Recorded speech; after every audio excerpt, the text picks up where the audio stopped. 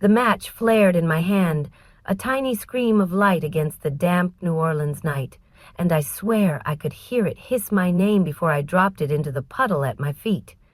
Juniper Delacroix, you're a fool, it seemed to say, as the flame drowned, leaving me alone under the flickering street lamp on Bourbon Street.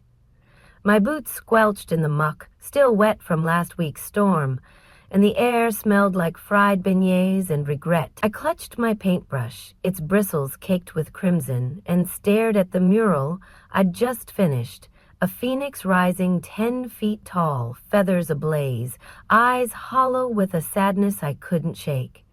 It was 2 a.m., March 6, 2025, and I'd been out here for hours chasing some kind of peace through paint.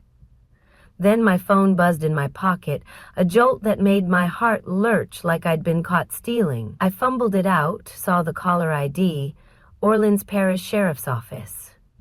And everything went still. Mrs. Delacroix? The voice on the other end was heavy, like it carried a weight I didn't want to catch. This is Deputy Ramirez. I'm sorry to tell you this, but there's been a fire. Your family's old house out in the bayou, 20 miles south of here, it's gone, burned to the ground tonight. We don't know how it started yet. My knees buckled, and I gripped the lamppost to keep from falling. Gone? That Creole cottage with its sagging porch, the piano my mom used to play, the walls I'd scratched my name into as a kid, all ash now. I could still hear her voice, singing When the Saints Go Marching In while the coffee pot gurgled. She'd been dead 5 years, breast cancer, but that house was the last piece of her I had left. You there, ma'am? Ramirez asked, softer now. I swallowed hard, tasting bile. Yeah, I'm here. Thanks for letting me know. I hung up before he could say more, my breath ragged, fogging in the humid air. I needed Tris, my husband, the man who'd sworn to stand by me through thick and thin 6 years ago under a magnolia tree in City Park. He was probably still at Blue Crescent, the jazz club he ran 5 blocks away, schmoozing with tourists over bourbon shots. I dialed him, my fingers shaking so bad I nearly dropped the phone into the puddle with the dead match. It rang twice before he picked up, his voice sharp over the hum of a saxophone in the background. June, what the hell? I'm in the middle of a set. I clenched my jaw, fighting the sob clawing up my throat. Tris? The Bayou house burned down tonight. Everything's gone. I need you to come home. Silence stretched, thick and suffocating, then he sighed. A sound that cut deeper than any words. Jesus, June, I'm busy. The club's packed. Don't bother me with this crap right now. Crap? My chest tightened like someone had wrapped a chain around it and yanked it. Tris, it's my mom's house, our history. Please. Another sigh, colder this time. Look, I'll deal with it later. Don't call again tonight. The line went dead, and I stood there, staring at the blank screen, the neon glow from a nearby bar painting my face in sickly green. I shoved the phone back into my pocket and laughed, a bitter, jagged sound that startled a stray cat lurking in the shadows. Well, isn't that a kick in the teeth? I muttered, wiping my eyes with the back of my paint-stained hand. Tris hadn't always been this cold. Once, he'd danced with me in the rain on this very street, his laugh warm against my skin. Now he couldn't even spare a minute for the woman he'd promised to love. I turned back to the Phoenix, its fiery wings mocking me. Guess it's just you and me, huh? I said, tracing its outline with my finger. But the ache wouldn't let go, gnawing at me like a dog with a bone. Home was a half-mile walk through the French Quarter, past drunks stumbling out of bars and street musicians coaxing tips from tired tourists. Our place was a 2-story Creole house on St. Anne Street, painted mint green with shutters that creaked in the wind. I pushed open the door, the familiar smell of linseed oil and old wood hitting me like a memory I couldn't outrun. Remy was sprawled on the couch, all 19 years of lanky limbs and messy curls, his saxophone resting on his chest. He'd been my mom's last gift to me, adopted from an orphanage a decade ago, a kid with a smile too big for his scars. He sat up when he saw me, his brown eyes wide. "June, you okay? You look like you've seen a ghost." I kicked off my boots, forcing a grin. "Nah, just the ashes of one. The Bayou house burned down tonight." His face fell, and he set the sacks aside, crossing the room in 3 strides to hug me. "God, I'm sorry. What happened?" I shrugged, leaning into his warmth. "Don't know yet. Sheriff's looking into it." Tris didn't give a damn, though. Told me not to bother him. Remy pulled back, frowning. "That's messed up. He's been weird lately, you know? Always at the club, coming home late, smelling like cheap perfume." I raised an eyebrow, my stomach twisting. "Perfume, huh? Maybe he's just hugging the bourbon bottles too tight." Remy didn't laugh, and that worried me more than Tris's call. I grabbed a cold Coke from the fridge, the hiss of the tab loud in the quiet house. "Let's not borrow trouble," I said, taking a sip. "I've got enough for one night." But as I sank into the armchair, my laptop pinged with an email. I opened it, and my blood ran cold. "Claim request received. $2 million fire insurance policy, Bayou property." The words blurred on the screen. I hadn't filed that. Someone had beaten me to it, and I'd bet my last paintbrush I knew who. The Phoenix's eyes flashed in my mind, accusing, daring me to dig deeper. Tris wasn't just distant. He was hiding something. And standing there, with the Coke turning warm in my hand and Remy watching me like I might break, I felt the first spark of something dangerous ignite inside me. Not grief, not fear. The next morning hit me like a freight train, all jagged edges and a headache that pulsed behind my eyes. I'd barely slept, the image of that insurance email burning holes in my dreams. $2 million. Someone had filed for it, and it sure as hell wasn't me. I stood in the kitchen of our mint green Creole house, barefoot on the warped oak floor, staring at the coffee pot as it gurgled like it was mocking my life. Remy shuffled in, still in his pajama pants, his saxophone slung over his shoulder like a rifle. "You look like crap, June," he said, grabbing a banana from the counter. I snorted, pouring black coffee into a chipped mug. "Thanks, kid. You really know how to lift a girl's spirits." He peeled the fruit, his brow furrowing. "I'm serious. You were tossing all night. That fire's messing with you, huh?" I took a sip, the bitterness grounding me. "It's not just the fire. Something's off with Tris. That call last night, he didn't even flinch. And then there's this." I slid my laptop across the table, the email still glowing on the screen. Remy's eyes widened as he read it, his banana forgotten mid-bite. "Holy crap, $2 million. You didn't send this, did you?" I shook my head, my stomach twisting into knots. "Nope, but I've got to guess who did." He leaned closer, voice dropping to a whisper like we were plotting a heist. "Tris, do you think he's behind it?" I didn't answer right away. I just stared at the steam curling off my coffee. Then Remy dropped a bomb that made the room spin. "June, I didn't want to say anything last night, but I heard something at Blue Crescent a couple of days ago. I was practicing in the back room, and Tris was on the phone behind the stage. He said, 'She doesn't suspect a thing, Leela. Once this is done, we've got $2 million in the bag.' I thought it was club stuff, but now..." His words trailed off, and I felt the air thicken like the humidity before a storm. Lila Voss, the new jazz singer at Tris's club, with her platinum hair and a voice that could melt steel. I'd seen her perform once, all sultry glances and sequins, and Tris had watched her like she was the only person in the room. "Lila, huh?" I said, forcing a grin that didn't reach my eyes. "Guess he's trading up from a painter to a songbird. Classy." I couldn't sit still after that. The coffee turned sour in my gut, and I grabbed my phone, pulling up our joint bank account. My fingers flew over the screen, and there it was. $1,000,000 gone over the past month. No receipts, no explanations, just a big fat hole where our money used to be. I slammed the mug down, splashing coffee across the table. That son of a bitch, I hissed. Remy jumped, nearly dropping his sacks. What? What'd you find? I turned the phone toward him. 10 grand, poof, vanished. He's not just screwing around, Remy. He's screwing us.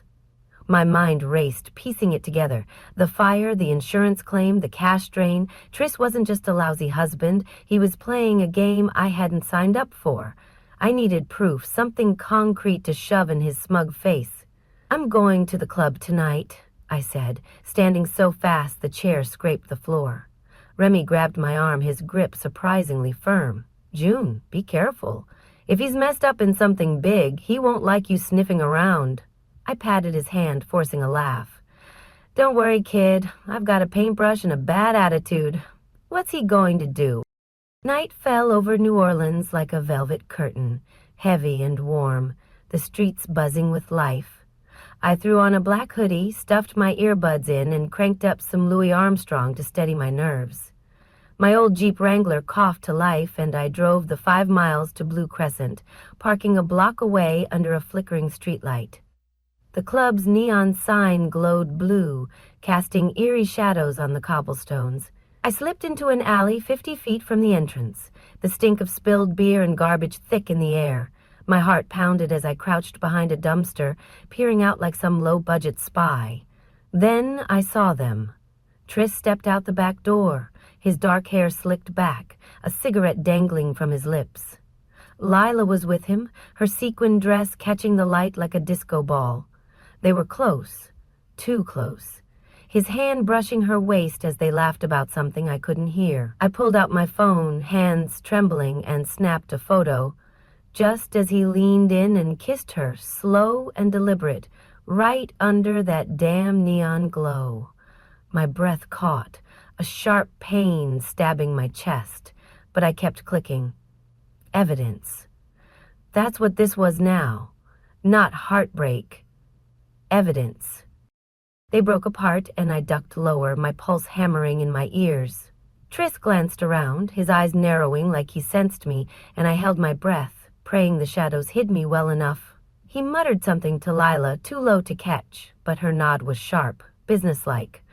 This wasn't just a fling. They were planning something, and that insurance email was starting to look like the tip of a very ugly iceberg. I stayed frozen until they slipped back inside, the door banging shut behind them. "Cut you," I whispered, flipping through the photos. My hands shook, but not from fear anymore. It was fury, hot and bright, like the phoenix I'd painted last night. Tris thought he could play me for a fool? He was about to learn. I didn't break that easily. By morning, I knew I couldn't do this alone. I needed someone who could dig deeper, someone who didn't flinch at dirty secrets. That's when I called Marcus Holloway, Mac to anyone who'd bought him a drink. We met at Café du Monde, a mile from home, the air thick with powdered sugar and the hum of early tourists. Mac slouched in his beat-up leather jacket, nursing a black coffee in a paper cup, his gray eyes sizing me up over the rim. "June Delacroix, trouble magnet," he said, his voice gravelly from too many late nights. "What's got you spooked this time? Another stolen bike?" I slid my phone across the table, the photo of Tris and Lila glaring up at us. "Not a bike, Mac. My husband.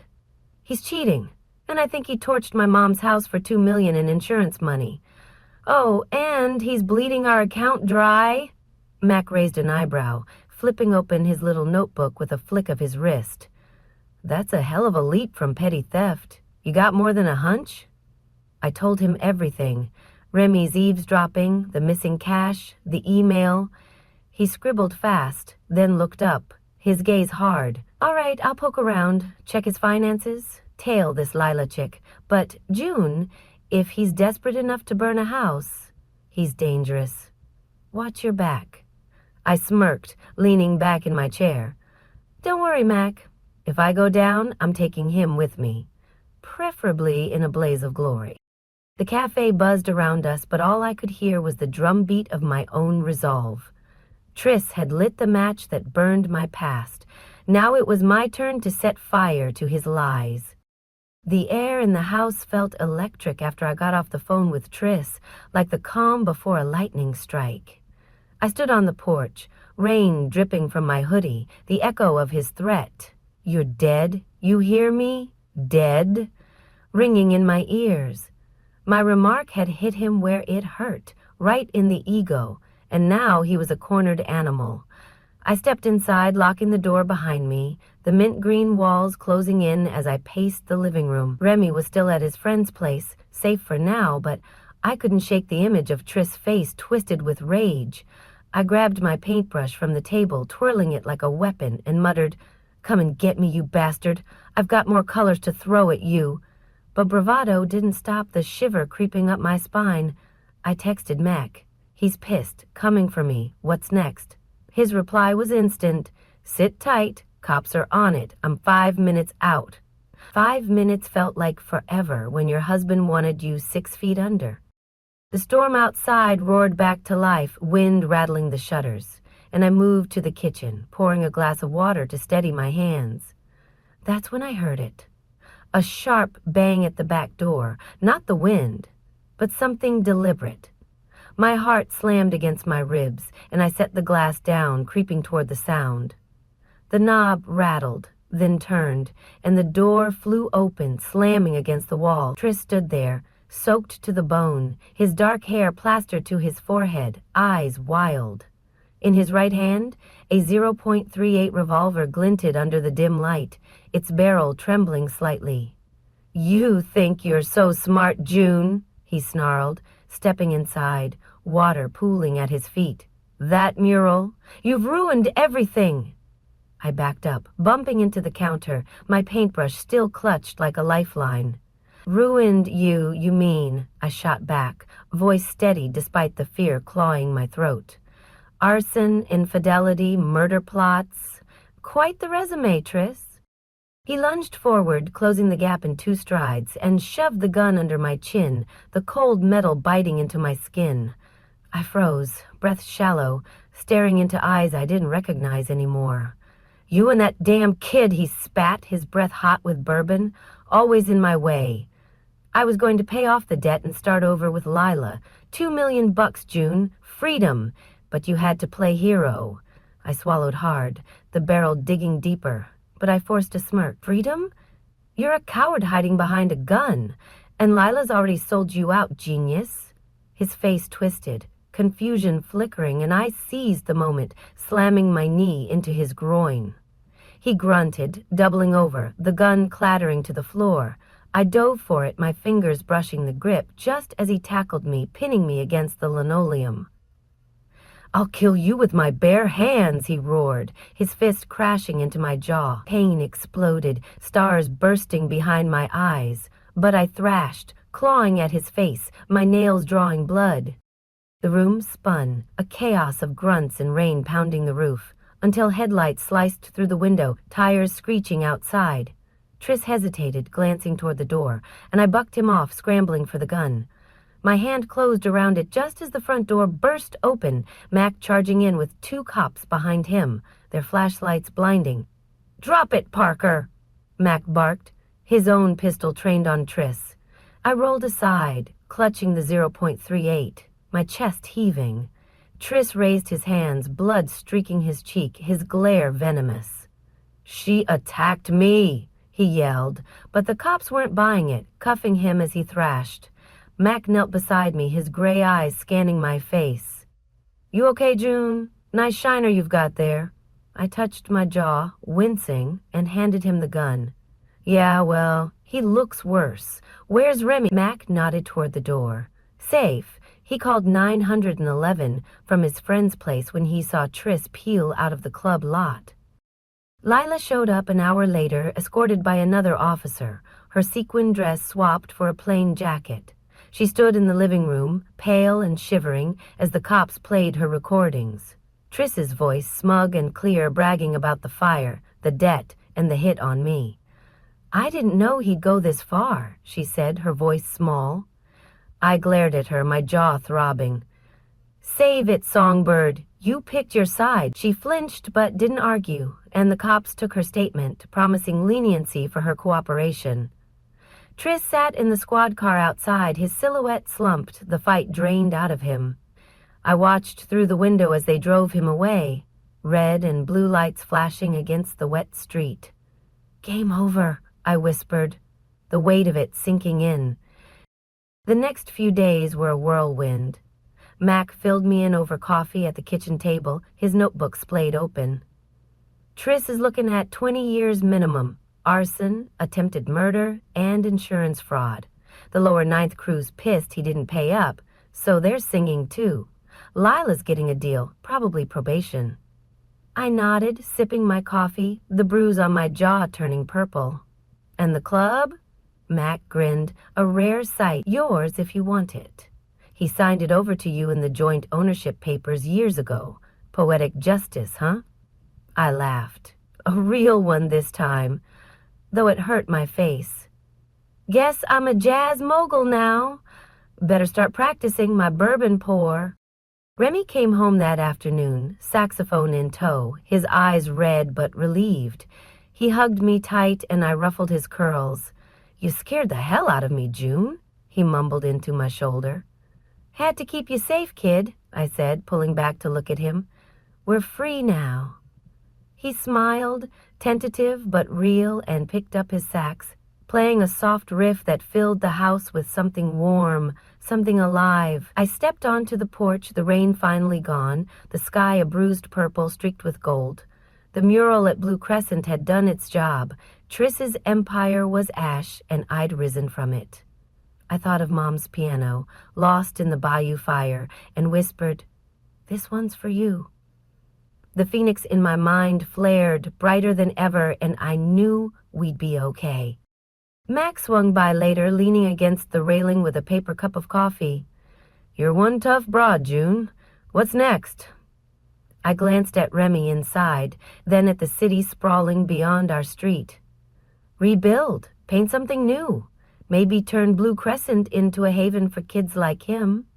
Mac nodded, tipping his cup toward me. Sounds like a plan. Call me if you need backup. He walked off into the dusk, and I stood there, the weight lifting, replaced by a spark I hadn't felt in years. Tris was gone, his lies buried, and I had the brush in my hand again. The days after Tris's arrest melted into weeks, the chaos of that stormy night fading like a bad dream.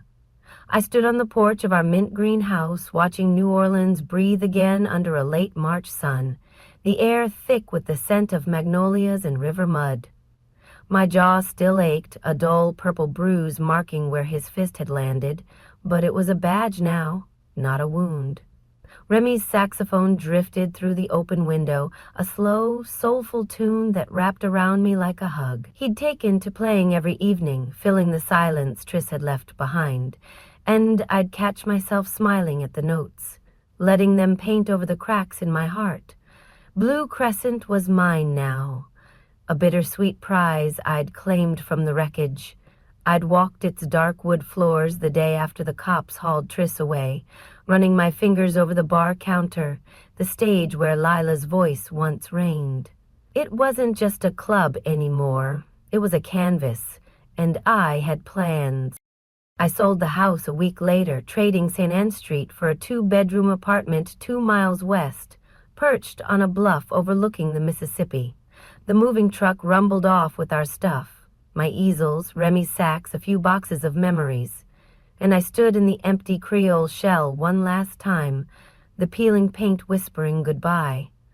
New start, I said aloud, locking the door behind me. The new place was smaller and simpler, with big windows that caught the river's shimmer at dawn. I set up my paints in the living room, turning one wall into a mural of rolling waves, blues and greens swirling free. Remy claimed the second bedroom, his music spilling out each night, and we fell into a rhythm, me painting, him playing, the two of us rebuilding something solid from the ashes. Blue Crescent reopened under my lot a month later, transformed. I stripped out the glitzy neon, replaced it with warm Edison bulbs, and turned the back room into a workshop for young musicians like Remy. Kids from the lower Ninth Ward and beyond started showing up, hauling battered trumpets and dreams bigger than their circumstances. I'd sit with them, sketching while they jammed, occasionally tossing out a dry quip like, "Play like that and I'll paint you a Grammy." Remy thrived there, his lanky frame hunched over his sax, leading impromptu sessions that drew crowds. Mac swung by one Friday, his leather jacket swapped for a rare flannel shirt, a paper cup of coffee in hand. "You've turned this dump into something real, June," he said, nodding at the packed room. I grinned, leaning against the bar. Had to. Couldn't let Triss's ghost keep haunting it. He chuckled, tipping his cup. "Ghosts don't stand a chance against you." One evening, as the sun dipped low, Remy and I walked along the riverbank, the Mississippi lapping at the shore 20 feet below. The sky burned orange, casting long shadows, and he kicked a pebble into the water, his curls bouncing. "June, do you think Triss ever loved us?" he asked, voice soft. I stopped, staring at the horizon, the weight of it settling in. "Maybe once, kid, but he loved himself more. Doesn't matter now, we've got this." I gestured to the river, the city, and us. He nodded, a small smile breaking through. "Yeah, I like this better." I squeezed his shoulder, feeling the truth of it sink deep. Later, I stood on our balcony, the city's lights twinkling like stars across the water. Remy's sax wove through the night, a melody of resilience, and I thought of Mom, the bayou house, and the phoenix I'd painted. Triss had tried to burn me out, but I'd risen anyway, stronger, freer. I picked up a brush, dipping it in gold, and added a single streak to the mural, light cutting through the waves. "Here's to us," I whispered, the river humming back. The past was gone, and the future was ours to paint.